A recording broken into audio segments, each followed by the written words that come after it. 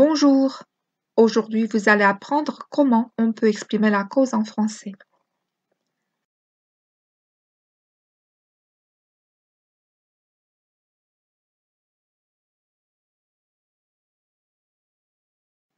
Faites attention à l'exemple suivant. Mélanie pleure parce que son chien a disparu. Alors on se pose la question. Mélanie pleure pourquoi? Parce que son chien a disparu. Si on établit l'ordre des faits, on obtient son chien a disparu, c'est la cause. Elle pleure, c'est la conséquence. Dans ce cas, la proposition qui exprime la cause répond aux questions. Pourquoi? Pour quelle cause? Donc, la cause indique ce qui se passe d'abord.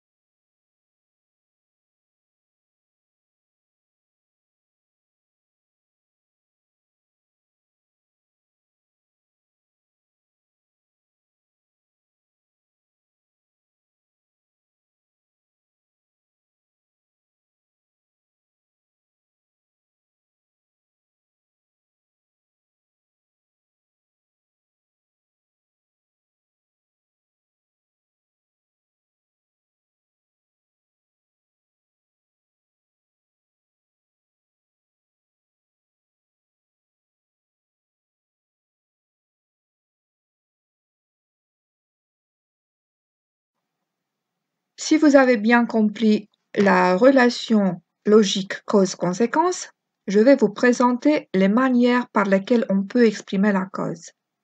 Voici le premier cas de construction sans complément circonstanciel de cause. Le premier exemple. Malade, l'employé ne pourra pas aller travailler. Le deuxième exemple. Il est malade, il ne va pas travailler. Le troisième exemple. Il n'est pas allé travailler car il se sentait vraiment mal. Qu'est-ce qu'on observe dans ces propositions? La cause est exprimée avec un adjectif qualificatif ou un participe épithète détaché, on disait aussi naguère mise en apposition, avec une proposition indépendante juxtaposée, c'est-à-dire séparée par la précédente ou de la suivante par un signe de ponctuation, virgule, point, virgule ou deux points, avec une proposition indépendante coordonnée par la conjonction de coordination car ou la locution adverbiale en effet.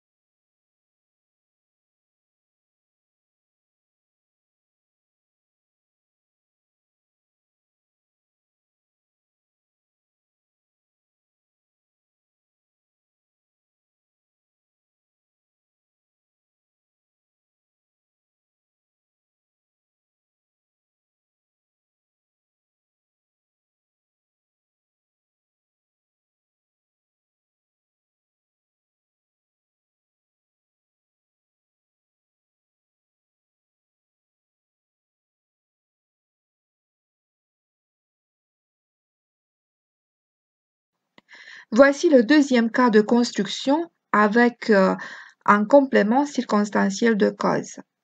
Le premier exemple. Fermé du 1er au 5 août pour maladie. On peut encore mourir de faim. Le deuxième exemple. Il a guéri grâce à ce médicament. Faute de temps, il n'a pas pu aller chez le médecin. Il n'est pas allé en cours sous prétexte d'un léger mal de tête. Regardez les mots en rouge que j'ai mis en évidence. Alors, dans ces exemples, on exprime la cause avec un groupe nominal prépositionnel. Le nom ou le groupe nominal peut être introduit par les prépositions pour ou de, ou en utilisant les locutions prépositives. Grâce à cause de, faute de, à force de, étant donné, vu, compte tenu de, par suite de, sous prétexte de.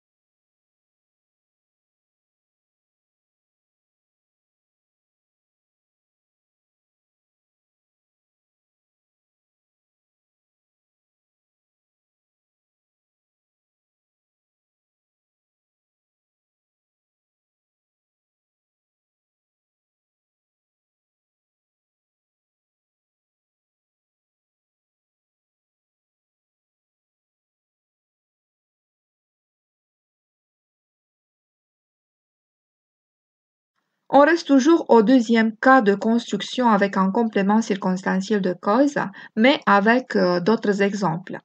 Le troisième, il a rechuté pour ne pas avoir pris régulièrement ce traitement. Le quatrième, la vaccination a beaucoup apporté à l'humanité. Grâce à elle, de nombreuses vies sont sauvées. Compte tenu de cela, je vais revoir ma position et je vous informerai de ma décision. Le cinquième, il a attrapé une indigestion en mangeant toutes les crêpes. Qu'est-ce qu'on observe dans ces phrases? Dans le troisième exemple, on exprime la cause avec un infinitif passé introduit par pour. Dans le quatrième exemple, avec un pronom précédé d'une préposition ou locution prépositive. Et dans le cinquième exemple, on exprime la cause avec un gérondif.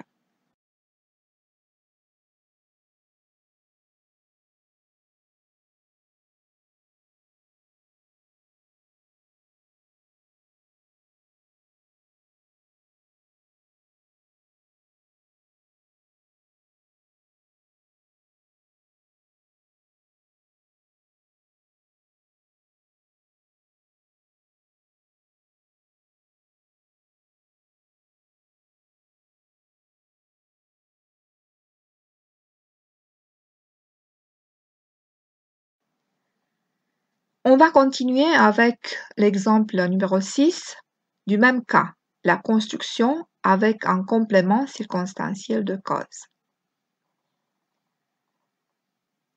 Son bébé ayant une forte fièvre, la jeune maman a dû aller le chercher à la crèche. On voit bien que dans ce cas, on exprime la cause avec une proposition subordonnée participiale qui contient un participe passé ou présent. Ce participe a un sujet propre.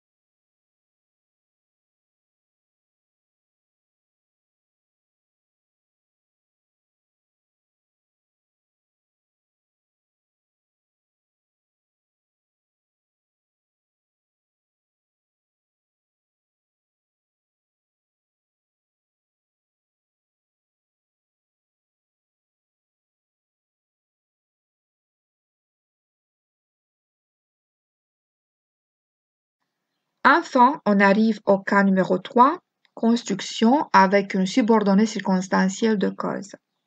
Voici l'exemple numéro 7. La directrice de la crèche lui a demandé de venir chercher son bébé parce qu'il a une forte fièvre. Puisque les antibiotiques sont inefficaces contre les virus, il est inutile d'en prescrire en cas de grippe. Comme elle a 3 enfants, elle refuse de rester, d'autant plus qu'elle doit parfois insister pour se faire payer. Voici l'exemple numéro 8. Il n'est pas encore arrivé au bureau, soit qu'il y ait des embouteillages, soit qu'il soit malade. Il n'est pas encore arrivé, non qu'il y ait des embouteillages, mais il est certainement malade. Comme dans les exemples 7 et 8, on a des subordonnées pour exprimer la cause, il faut faire attention aux éléments de relation, c'est-à-dire les conjonctions et les locutions conjonctives et le mode utilisé après celles-ci. On utilise l'indicatif après les conjonctions et les locutions conjonctives parce que, comme, puisque, vu que, sous prétexte que, étant donné que, du fait que, d'autant plus que, du moment que. On utilise le subjonctif après, soit que, soit que.